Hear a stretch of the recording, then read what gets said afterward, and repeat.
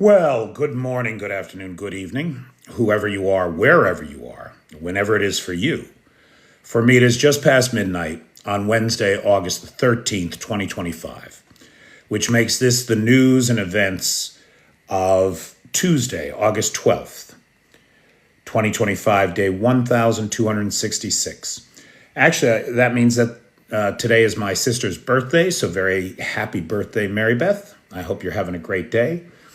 It coincides with the Leonid meteor showers. If anybody in the northern hemisphere is out under clear skies tonight, you ought to see some shooting stars. Hey, Akron. Hey, Richard Prexis. Hey, Debbie. Chef Deb. I see the peeps are coming in. How's everybody doing tonight? Anthony. Clinker. What's going on with you? How is everybody this evening?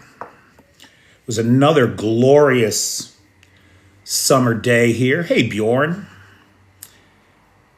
Hey, Parda. Hey, Dawn. Kiwi Annie is here. I love the fact that we just circle the globe with the folks that are in here. Hey, Grotland. Hey, Roy Daniels.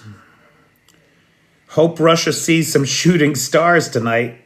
You and me both, brother. I mean, they sure have.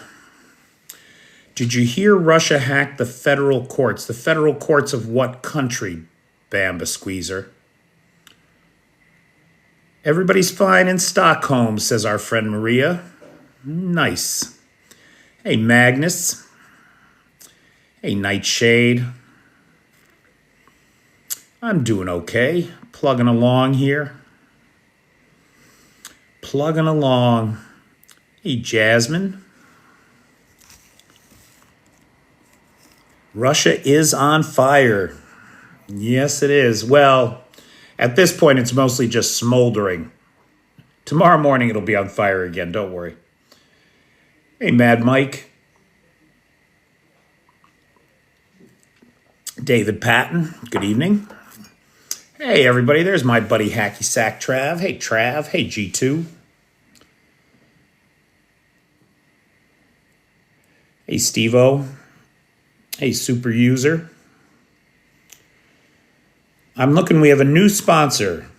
First time sponsor tonight. I have not seen her come in yet. But Grandma Knows 22, or no, Grandma Knows 2 is the sponsor of tonight's live. Privet. Hey, Flip.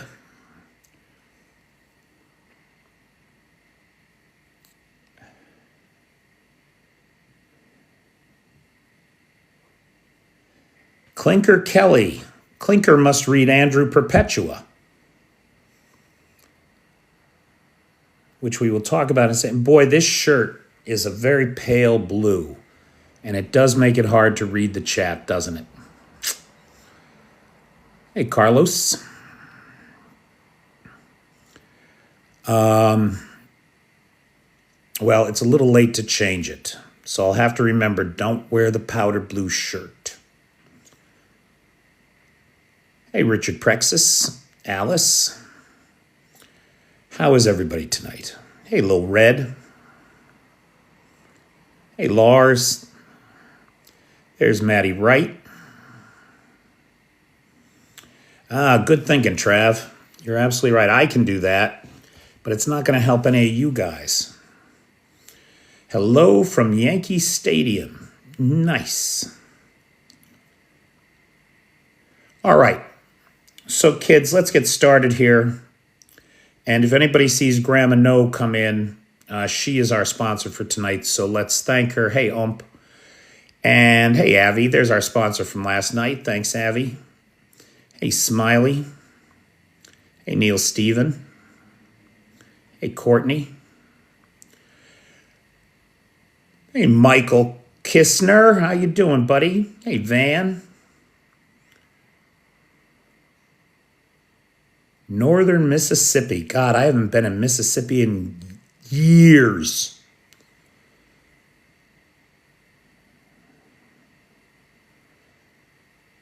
What did what did, I heard oxygen was dating magnesium, and I was like, OMG.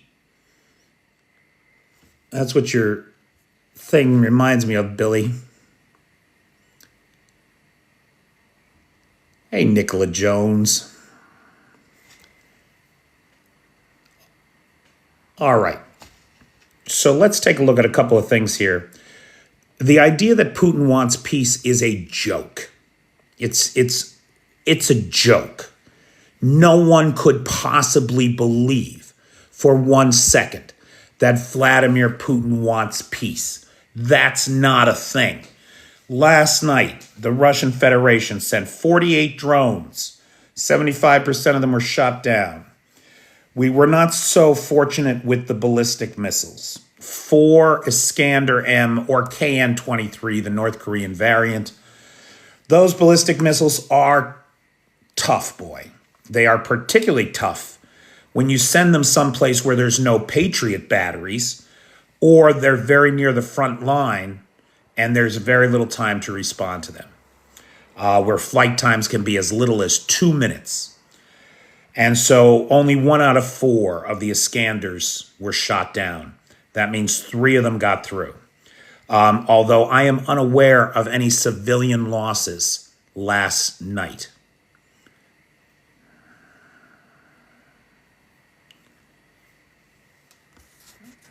I don't know who you're talking to, Billy Idol, but I don't like it. I don't like the way you're talking, so you're muted. It's just that simple. Okay. I have a correction from last night. Last night I said that the European Union had seized $1.6 billion in frozen Russian assets to support Ukraine. That was incorrect. It was $1.7 billion.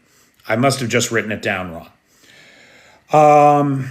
Now, Ukraine, in the last 12 days, and this is why Putin is so desperate to get Trump alone in a room, so that Trump can bail his skinny weasel ass out of the nightmare bullshit that he has created. Hey, Dino. Ukraine has taken 14% of Russian oil refining capacity offline in the last 12 days. 14%. It's huge. I mean, that's really huge. This is according to analysis published in the Kyiv Insider. That's 517,000 barrels of oil a day. Russia has nowhere to put. Right, they're already storing millions of barrels of oil on their goddamn Shadow Fleet vessels, which are 4 of which are currently circling pointlessly in the Indian Ocean because the Indians have stopped buying Russian oil. Samara, Saratov, Ryazan, Apitsky, they're all suffering. Ryazan production is down by 50% because they knocked out one of the 2 cracking towers at Ryazan. This is a real problem. Russian gas prices are hitting new highs, and we're trying to figure this out. My understanding is that prices of gasoline in Russia are controlled by the government, and they can only rise as inflation rises. That scenario seems to be broken right now, because even though the consumer price index in Russia is up 8.2% for the year, gas prices are up 11%. So I'm not entirely sure what's going on there.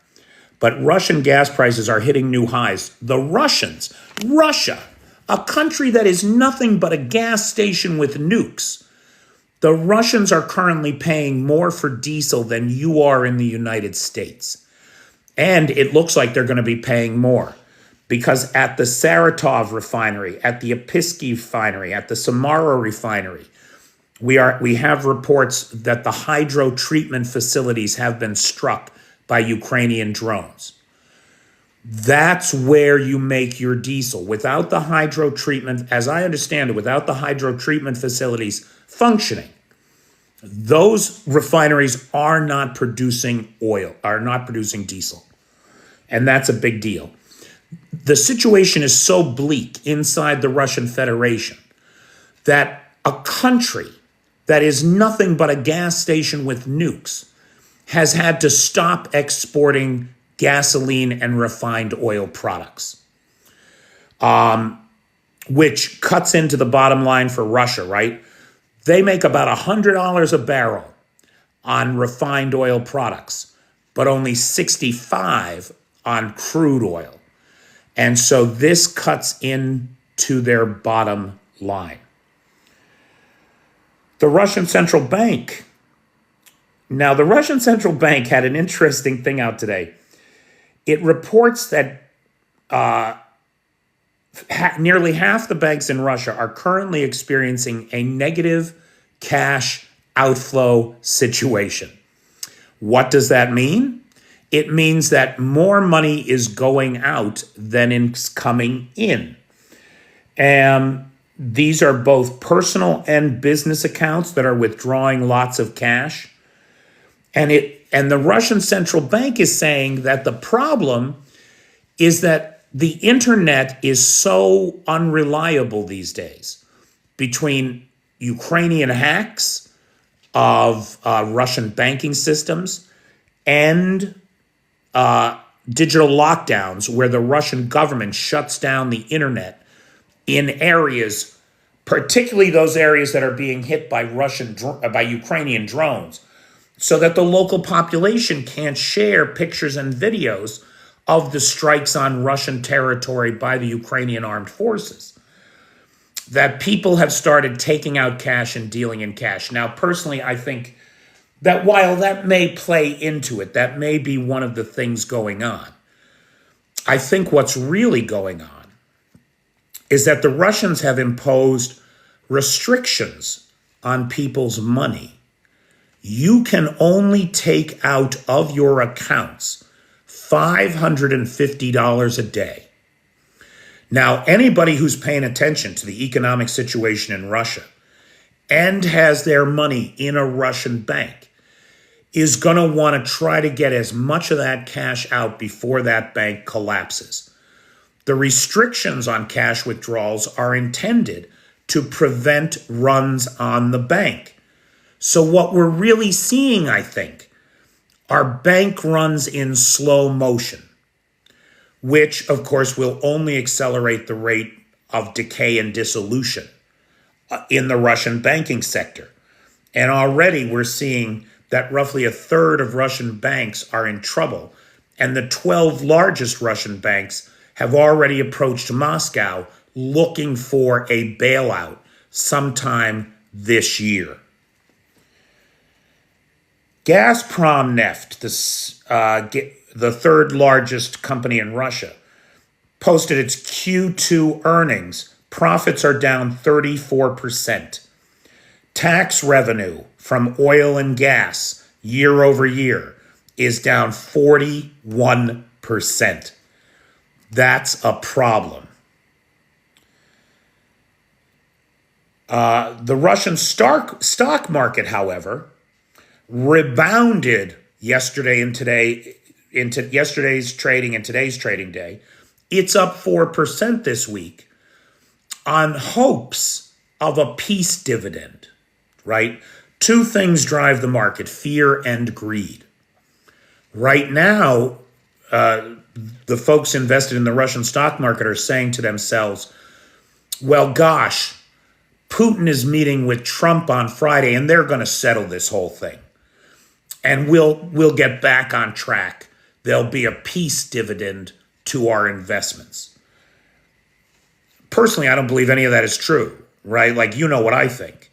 I think that this meeting with Trump and Putin, if it even happens, I find it impossible to believe that Putin, the bunker grandpa, a guy who is afraid of flying, is going to get in a plane And even though he's only going to spend 2 minutes and 32 seconds in international airspace, right, because that's how close Russia and the United States are, he is paranoid about flying. And let's face facts, the Bering Sea is not a gentle mistress even in the summer. In fact, warm upwellings from the equator to this Bering Sea can bring on summer storms that are extremely dangerous to fly in or to be out on the ocean in. So I do find it very difficult to believe that he's actually going to go to Alaska. Sorry, I keep thinking Trump's already handed him the deed to Alaska, which is a possibility. Now, look, if you're in Alaska or if you know anybody in Alaska, tell them to go to the Stand Up Alaska page. Stand Up Alaska is preparing a protest in Anchorage ahead of Putin's visit, protesting Putin's arrival on Friday. The main protest will be Thursday. If anybody goes to this, Dominic Nichols from The Telegraph, who I have quoted to you all innumerable times because he's a brilliant, insightful individual with real knowledge of Ukraine and the geopolitical situation here. Dominic Nichols from the London Telegraph will be at that protest. So that's Thursday in Anchorage. I hope you can encourage your friends to be there. The idea that this indicted war criminal, this genocidal lunatic, is going to have the so-called leader of the free world roll out the red carpet for him is a disgusting display of Trump's ass-kissing, boot-licking, dictatorial desires. And we should all oppose it at every level.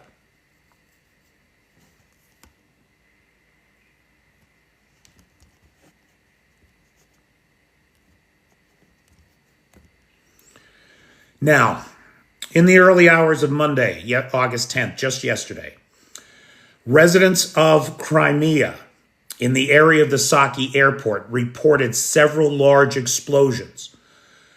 The Ukrainian special forces later confirmed operations in the area had successfully targeted and destroyed a $100 million Scala M radar. Now, this thing not only is $100 million, but it's essentially irreplaceable under sanctions for the Russians. It targets primary and secondary incoming aerial targets, controls air traffic it's the early warning system for all of Western Crimea. It's got a 350 kilometer range. It can see all the way to Mykolaiv. That's about 217 miles. And it can scan the skies for incoming Ukrainian drones and hopefully soon incoming Ukrainian missiles. Because Ukraine, of course, is in serial production of long-range missiles. So that's coming. Now, you know what? Let me come back to the Crimea question. Let's end with that, right? So let me come back to that. They're going to be blind, right? It's like the Cyclops where Ulysses shoved the tree trunk in his eye. They've blinded them on the west coast of Crimea. Now, this I think is so fascinating. Look, we have two important hits last night. In Orenburg, the helium plant was hit. Now, this was an operation of the Ukrainian Military Intelligence Directorate. Multiple drone strikes struck the helium plant in Orenburg. This is Russia's only helium plant. And helium is a required component in the manufacture of aerospace electronics, satellites, and of course, missiles. And so a shortage of helium doesn't mean that the kids' birthday parties are going to be less fun. It means that Russia's ability to build missiles is strategically constrained, and that's good for everybody. Similarly, we saw last night the JSC monocrystal plant in Stavropol hit. These guys manufacture synthetic sapphire optics. Sapphire optics are used in missile systems for missile seekers and for infrared imaging. Now, what does the JSC monocrystal plant and the helium plant have in common? They are single points of failure. Remember, the Russians, like Donald Trump himself, are zero-sum players. Everybody wants to be a monopoly. They don't want competition. They don't want competition. They want to control the industry. So what we see are things like the Tambov gunpowder plant, which is responsible for virtually all gunpowder production inside of Russia. We see the monocrystal plant, which is the only plant that produces these sapphire optics. We see the Orenburg helium plant, the only plant that produces helium in all of Russia. And sure, you can say, well, wait, can't they just import some helium from the Indians or the Chinese? They can, but it's going to cost them. It's not like where, as part of natural gas refining, one of the byproducts is helium and they can siphon it off cheaply. No, they're going to have to pay somebody else for the privilege. That's going to be a problem. By targeting these single points of failure, Ukraine interrupts the supply chain for domestically produced weapons in Russia. And that's everything. That's the way that Ukraine is going to curtail Russia's ability to continue to prosecute this war. And they're doing it every day. Another way that you curtail Russia's ability I'm sorry, this is not funny. There is nothing funny about this. Hold on. Let me get serious. Hold on. Another way that you curtail Russia's ability to prosecute the war is by consistently eliminating command and control. Now, in the last 72 hours, we saw 2 command centers of the Russian Federation hit by JDAM bombs, right? So these bombs are fired from Ukrainian fighter jets. It was the Donetsk Regional Command Center in Soledar. Multi-story apartment block, regional command center. There's no more apartment block. 2 JDAMs hit it. The whole thing collapsed. Now, here's the thing. In Oleshki, which is in Kherson, right? It's right across the Dnipro River from Kherson City. In Oleshki, the command and control, the regional command center for the Southern Military District, was housed in an underground bunker at an industrial site. 2 JDAM bombs slammed into that bunker, collapsing it. Now, look, in both of these cases, we don't know who was in the buildings at the time. However, I can tell you this. In the last 2 months, Ukraine has executed successful strikes against the command centers in Kherson on one occasion during a general staff meeting in which the entire command structure for Kherson was eliminated. A full-on decapitation strike. 6 days later, when the new general staff came in, the entire command structure, the new command structure for Assad, they got hit again and were decapitated again. Now, here we are a couple weeks later, They moved into an underground bunker, and it looks as though this bunch has been eliminated as well. That's three times in 2 months that the regional command of the Kherson region was decapitated. Things cannot be going well in the southern military district of Russia. That's for fucking sure.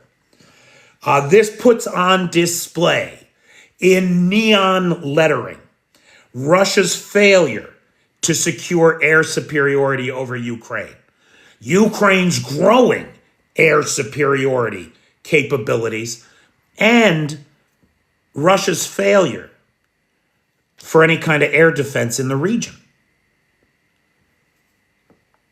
Now, the big news today, and actually let's start with this. The big news today is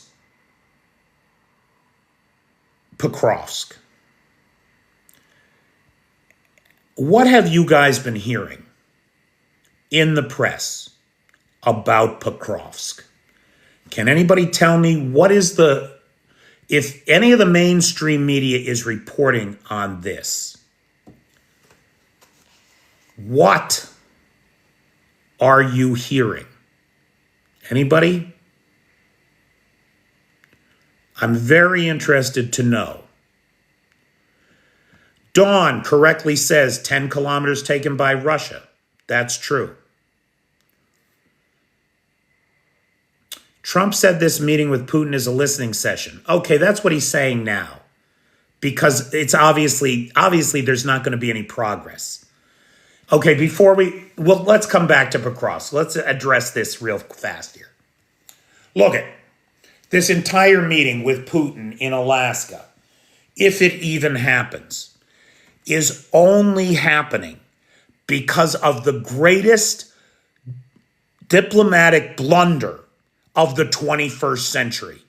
Steve Witkoff, a real estate developer, a cheap con man like his boss, who has no diplomatic experience at all, misunderstood what the Russians were saying and thought he had gotten a real compromise out of them. That's why this meeting is supposed to happen. He didn't. He mistranslated what was said. And that's where we're at. That's where we're at. So now everybody's had to walk back all of their expectations. And it's a lot of nonsense. Russia is just demanding Ukraine's surrender, and that is not going to happen. So now, on the subject of Pokrovsk, let's listen to what people are saying. Some people are saying that Russia took it over. There's a 20-mile front line breach. I was reading they went 18 kilometers inside.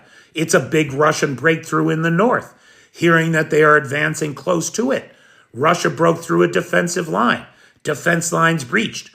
1 or 2 Russians in the northeast. Oh, I like that, Steve. I know it's just a small scout troop. No. Okay. New York Times said Ukraine is losing.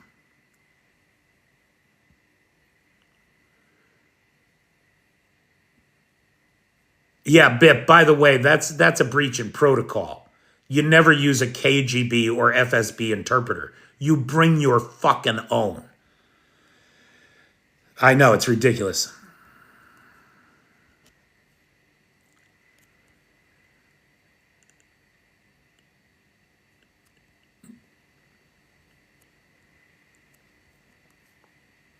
Okay, so let's separate fact from fiction here. Pokrovsk, if you imagine that Pokrovsk is the tip of my nose, and my hands are the Russians, they are trying to encircle Pokrovsk, right? The big breakthrough that came, the 12 kilometer, it's by the way, it's not 18 miles, it's not 20 miles, It's 12 kilometers. That's about 8 miles. Right now, just imagine, my nose is across, right? I'm encircled by the Russians. Where do you think this big breakthrough happened? It's up here. It's going northwest. If it's not even in the direction of Pokrovsk, it's in the direction of Konstantinivka, which is a problem. It's a serious problem. I'm not saying that it's not. I'm not saying that the fighting isn't intense. I am not suggesting that the Ukrainians are having a walk in the park today. They're not. But it is not what people are saying. It's not. Now, what we do know is that the town of Radinsky is threatened, and that is a concern. So not only have the Russians made an advance, I'm not going to call it a breakthrough. And the reason I'm not going to call it a breakthrough is because the consensus among all analysts is that Russia does not have the manpower to exploit a breakthrough. They don't. Okay, so they made an advance. Where are they going to get the guys to exploit it? They don't have them. And what they do have, because the Russians are pouring troops into the breach, they don't have enough. And the Ukrainians are picking them off with drones. Right? Additionally, new reserves have been called into the area.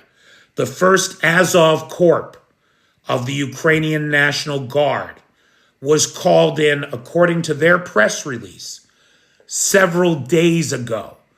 So they were on site before this breakthrough happened, almost as if they understood that the breakthrough was coming, right?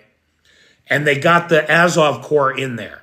According to their press release, they have been on site for several days, and while the situation is complex and dynamic, they are handling it. This is important. This large push from the northeast to cut off the Ukrainian supply lines and force Ukraine into a semi-encircled position is a serious threat to Pokrovsk.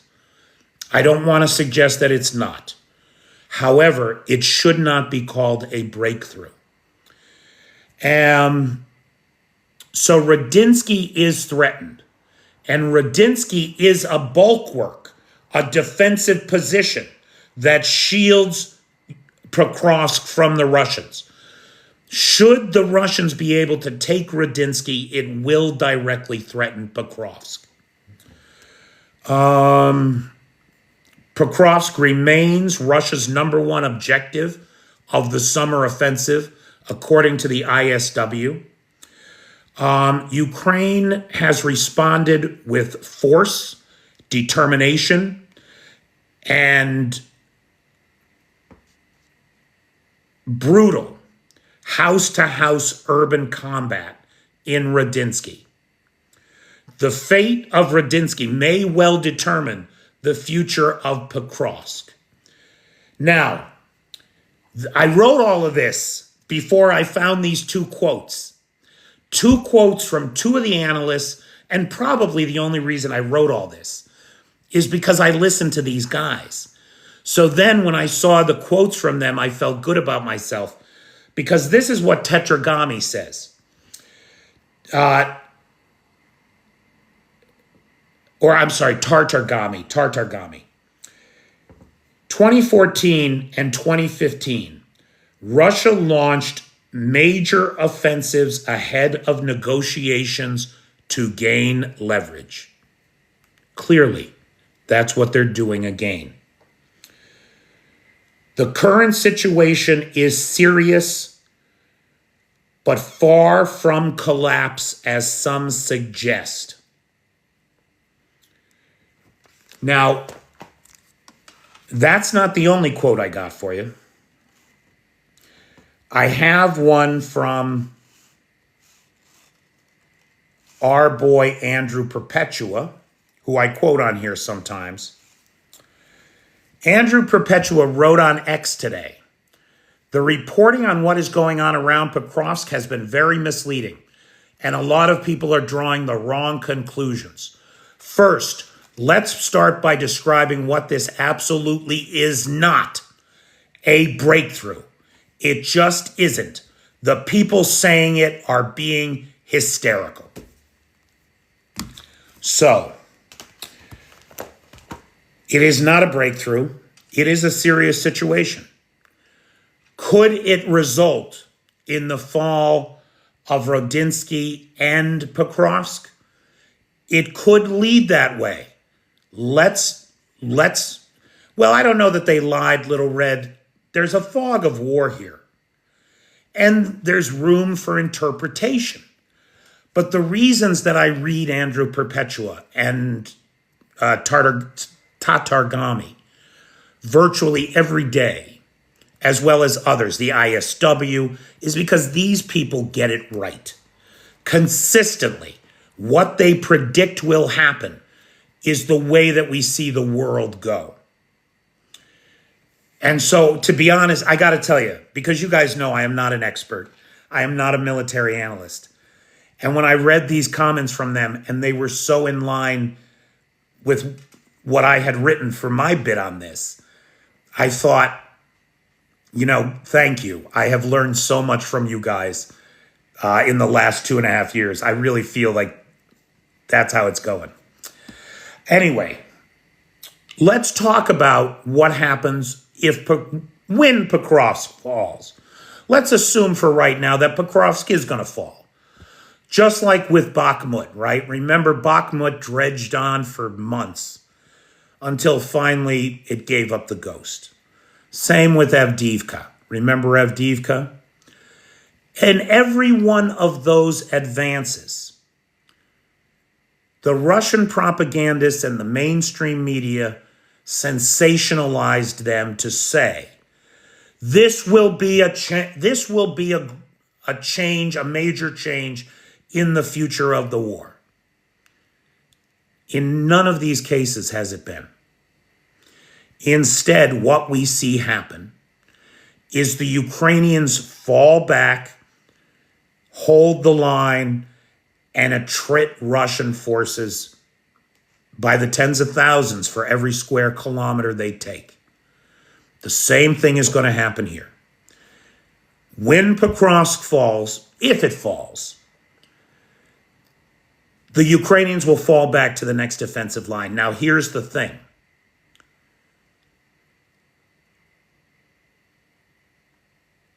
The Ukrainians have had 2 years since the failed summer offensive of 2023 to build minefields, tank traps, trenches, revetments, hardened defensive positions, and they have done it for 100 kilometers in either direction on the other side of Pokrovsk. There is the most stable defensive line that the Ukrainians have built in this war. It's just waiting to be the front line. And I think probably likely in the next couple months it will be. Or maybe in the next couple days. The New York Times said that the next 24 to 48 hours will be decisive. I don't believe that. I don't believe it for a second. Things may happen, but I don't believe that the next 24 or 48 hours is going to change the overall course of this war or be decisive in one way or another for one side or the other. We're still going to be here on Friday talking about this, is my opinion. Now, so questions on that? Does that kind of reassure everybody that even if Pokrovsk falls, which it may, it's far from the end of the war?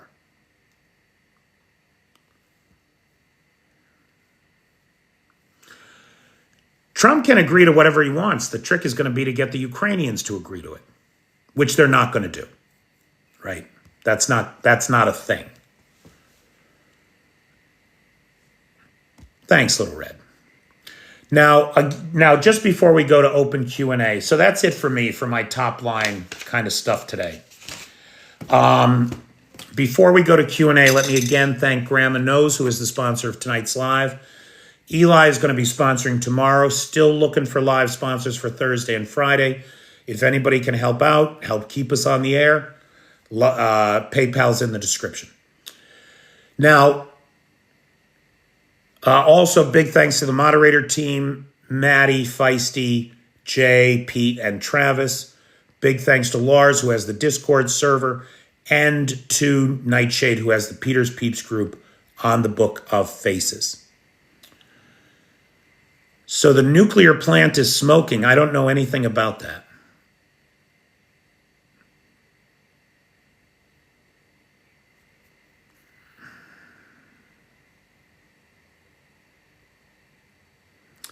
I don't know if Grandma Knows is even here, but I appreciate your guys thanking her. Have you any plans to ever go home after the war, Peter? Are you settled in Ukraine for now? I'm not leaving Ukraine until the Russians do. I intend to have a pig roast on a beach in Crimea before I leave this country. So come on, Kirill. Let's open up Crimea, baby. And you're all invited. I might have to get 2 pigs. Then I'll go home. I mean, don't get me wrong. I love Ukraine. Ukraine is great, but it's not America. And I got people like Travis. My buddy Travis is here tonight. Travis in America, who I would like to see again. I want to sit around the farm and watch him hacky. I think this Alaskan summit is useless because it proposes violating the Ukrainian. Exactly, Julian. Julian, it's an ahistorical nightmare. Look it. Did we learn nothing from World War I? Did we learn nothing from World War II?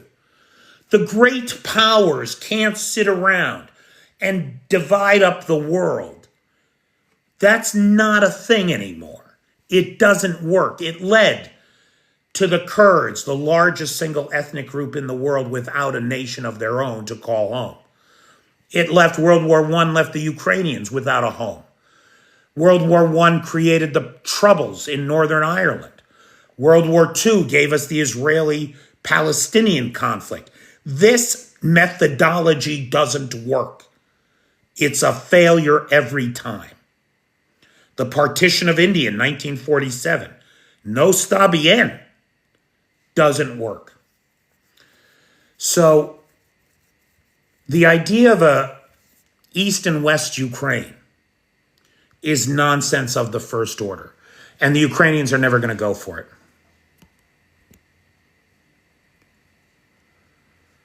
What's the mood of the Ukrainians? Pretty good. I mean, you know, it's hard. Everybody here has lost somebody.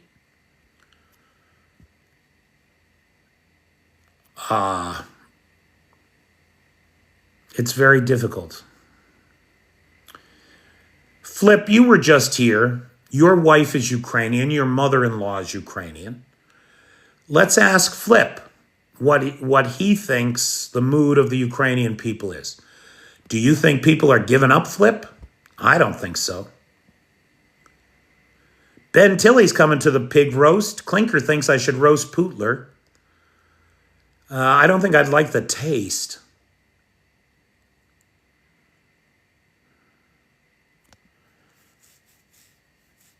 I think it's the other way around, Bamba Squeezer. I don't think Trump is paying Putin. I think Putin pays Trump to keep him under control. I bet you Putin is funneling money into Trump's cryptocurrency bullshit. Completely untraceable. Hundreds of millions of dollars could flow in there. Nobody would know where it came from or how he got it. And did you notice he's done a 180?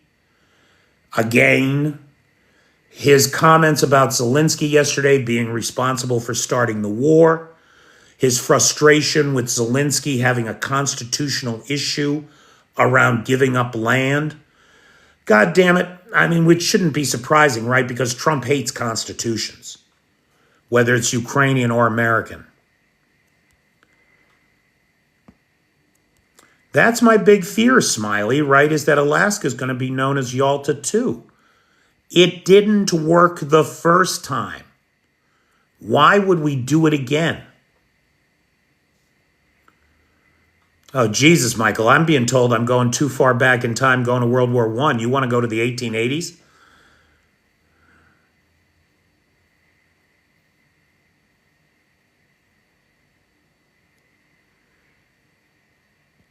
Do they want to give up? Who, the Ukrainians? No. Most of the Ukrainians I know would rather die than live under Russian rule.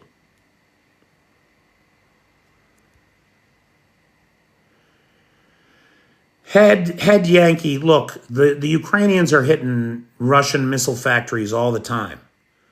But what do they have to hit them with? Do they have big-ass missiles like the Russians have Iskanders? No. They have little tiny drones with 50 or 60 or 90 kilograms of explosives. That's not going to take out these big plants. They need their missile program. Flip says the Ukrainians go on with their life, war or not.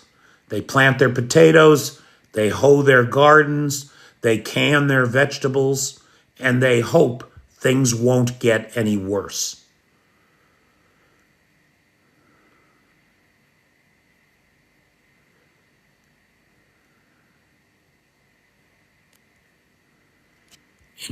Wait, that looked like an interesting comment. Where did that go now?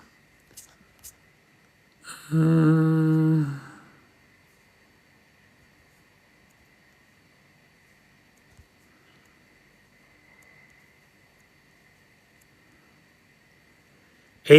of Ukrainians want to keep fighting. That could be Dawn. I don't know. I haven't seen a recent poll on that. Hey, Titch. Hey, Titch. Long time no see. What do you think of the EU vote on the deal, 26 out of 27? Well, it wasn't a vote on anything. It wasn't a deal, right? The members of the EU member states drafted a resolution today in the format of an open letter that reasserted Ukrainian sovereignty, that reasserted the EU position that national borders cannot be permitted to be changed by force. That is not a thing. And reiterated their strong support for Ukraine and its sovereignty. That open letter was signed by 26 of 27 heads of state of the European Union. You can, of course, guess who number 27 was that wouldn't sign it. It was, of course, Viktor Orban.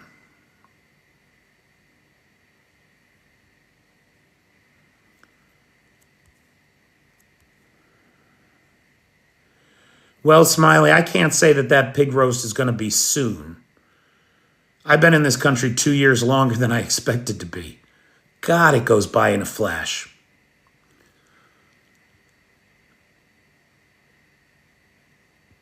Well, Joe, the Ukrainians are not going to get the Taurus missiles, the German cruise missiles. They are not coming. Merz was unable to keep his campaign promise. So the question should be, will Ukraine be able to hit the Kremlin with their own long-range missiles when they come out of production? Yes, they will. Yes, they will. And they are in serial production now. Hey, Pug and Mahone.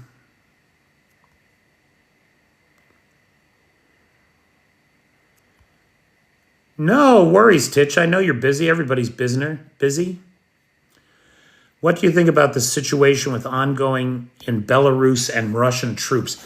That's a real concern, Stuart, because So as I understand it, officially there's only supposed to be 15,000 Russian troops participating. However, according to Western military intelligence sources, satellite photos reveal preparations for far more troops, like literally 10 times as many, 150,000. Now, it's important to remember that when Russia first launched its full-scale invasion of Ukraine, the invasion that came down from the north, from Belarus, was under the cover of the same military exercises that they are doing right now. It's like history repeating itself. So I am concerned, especially since I live in Kyiv and we are so close to the Belarusian border. I am concerned that should there be a large 150,000 men force come down from the north, Kyiv could be in jeopardy. Remember, they got right here to the doorstep. There were even infiltration groups inside of the city in March and April of 2022. Debbie has a very legitimate question. What does serial production mean? It means mass production, Debbie. Now, not mass like 1 million at a time, but like 100 a month, maybe. It would be great if they could produce 100 a month. So mass production, serial production, one after another. Too bad that so many people are scared of Russia because of its nukes. Yeah, and they shouldn't be. It's nonsense.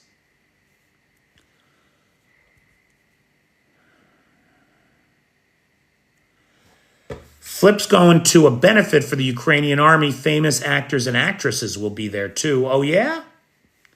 Interesting. Anybody I know like American actors and actresses or like Ukrainian actors and actresses? Where the hell is Russia going to get another 150,000 soldiers? Are these all conscripts? Sherman Tank fella, that is a great question. It's a great question, pal. Now, legitimately, the size of the Russian army has increased since 2022, right? I forget. I want to say it was like 1.2 million in 2022, and now it's like 1.4, or maybe it was 1 million, now it's 1.2, something like that. So it's possible they've got them. It's just that they're in the Far East or they're deployed along the border, something else.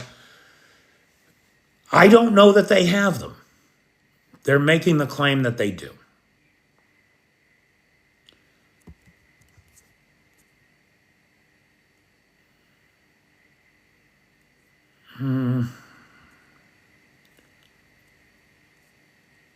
There is nothing elite inside Russia, Sherman Tank. There is nothing elite. Flip makes the point that there is still a lot of support for the army and the government. I agree with that. I'm sitting on a beautiful beach in Cape Cod thinking of the horror the Ukrainian people are living. Well, you know what, Joe? I give you a lot of credit, pal. You know, I took a week off recently and I went to Amsterdam for 3 days. And when I was there, the whole time I was there, there was no mention of the war from anybody I spoke to. There was no vision of the war on the TV screen or any of the screens I looked at. It is so easy to tune this out. So for everybody who pays attention, for everybody to whom it matters, for everybody who supports this channel, I applaud you. I really do. Because it's easy to turn away. Yes, the Ukrainians have successfully tested their long-range missiles. The Neptune II has actually been deployed, and we've seen it in action. It looks like it's a good weapon. I haven't seen any Polish propaganda on TikTok, no.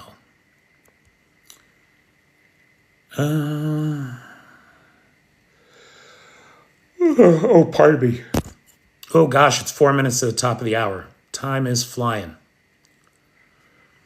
How long to the Ukrainian missiles? Well, Stuart, I'm a little bit confused about that. Because according to announcements from the German foreign minister, no, not the foreign minister, I take that back. Deputy Defense Director, I forget just now. He said that Ukraine would receive the first delivery of the long-range Krim 2s at the end of July. But we have yet to see them in action.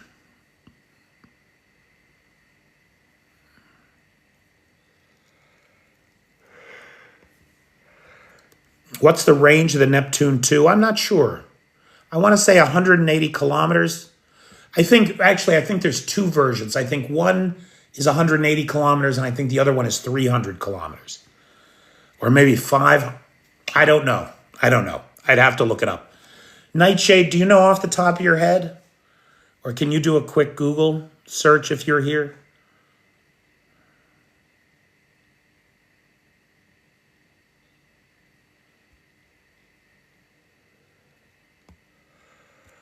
No, the British have been great. The British have led on Ukraine. There's no two ways about it. The British deserve a lot of credit as good friends to Ukraine.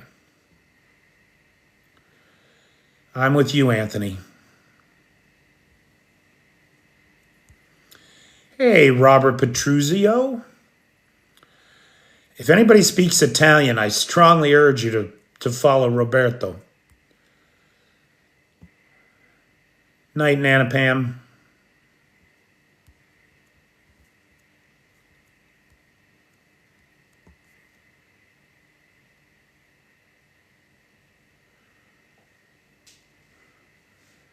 The range of the Neptune 2 missile.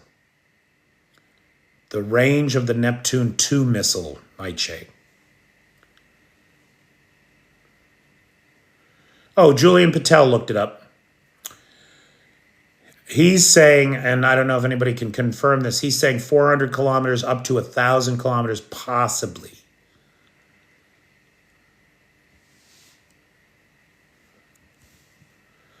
Thousand kilometers. Well, that certainly puts Moscow in range, does it not? Yes, it does.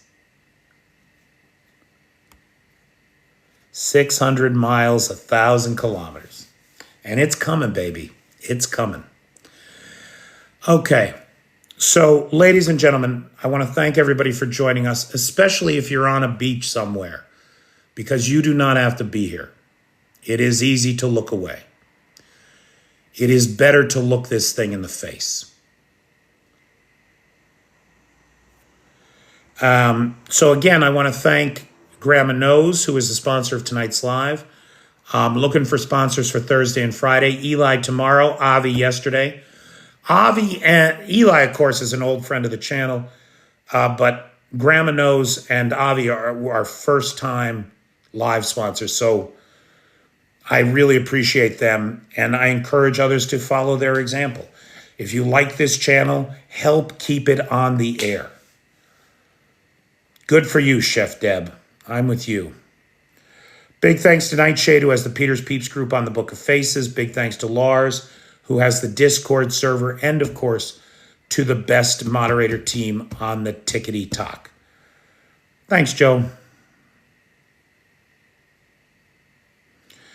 Nightshade, it's so hard to listen to them talk. Stuart, that's someplace I always wanted to go. I would give anything to be on a Portuguese beach right now, listening to folks from Lisbon chatter in the background. Este amor com paixão, ai que coisa. All right, guys. Good night, Seawolf. Good night, everybody. Thanks so much for being here, and make it a great day.